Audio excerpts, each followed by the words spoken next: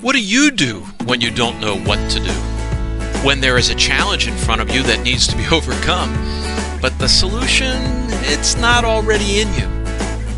You'll need creative thinking. You'll either find someone who thought creatively about this before you and follow their pattern, or you'll put together what is in you already with some new thinking from outside to find a way forward. In any case, there are things you can do to help yourself find a better way, and there are things you might unknowingly be doing to impede your progress. So, if the challenge of the moment is, what might I do to be a more effective creative thinker? Here are some thoughts from those who have come to this same challenge before you and spent time to create a repeatable pattern to improve their creativity. Experts tell us we need to do two main things. Stop doing the things that impede our creativity and collaboration, and start doing the things that potentiate our creative problem-solving capacity. Let's talk about what to stop first. Stop believing you can be perfect.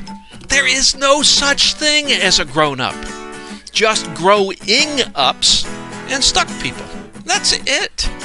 And none of us is capable of being a growing up all of the time. We all get stuck. When we let go of the myth of the grown-up, our need to hide our imperfections, to be defensive, diminishes, clearing the path for something new to emerge. The myth of the grown-up is like a noxious weed in our garden, robbing nutrients and sunlight from the growth we are all capable of. Then, once we acknowledge that we don't know, that we might not even be aware that we don't know, that we're often unconsciously incompetent, we have the humility to be curious. We have the beginning of an ability to see our habitual judgment as something that might not be as grounded in wisdom as our egos would have us believe. So, what do we start doing? How might we develop some habits of behavior and thought that help us find new ways of doing things more rapidly, more wisely? Here are three. First, get in the habit of looking for what you like about something, an idea, a concept, a viewpoint that you've not been exposed to in the past, before you look for what you don't like about it. We call that having a praise-first attitude, and it can make a huge difference in the amount of creative thinking that happens in you and around you. Second, start framing challenges, obstacles, and problems not in the form of a complaint, but in the form of a question instead.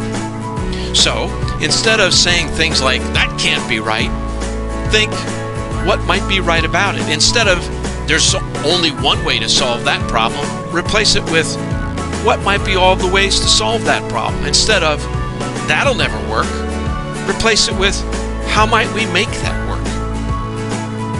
Finally, third, and we'd argue the most important, start surrounding yourself with optimistic brain feed.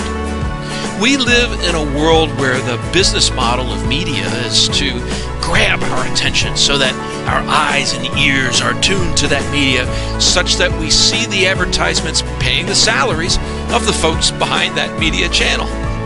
Danger grabs our attention, and constant hearing of this kind of brain feed energizes fear, retraction, and pessimism.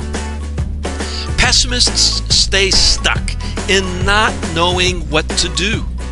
Optimists solve problems. Seek and fill your mind feed with more media that encourages you to live up to your full human potential. And you will.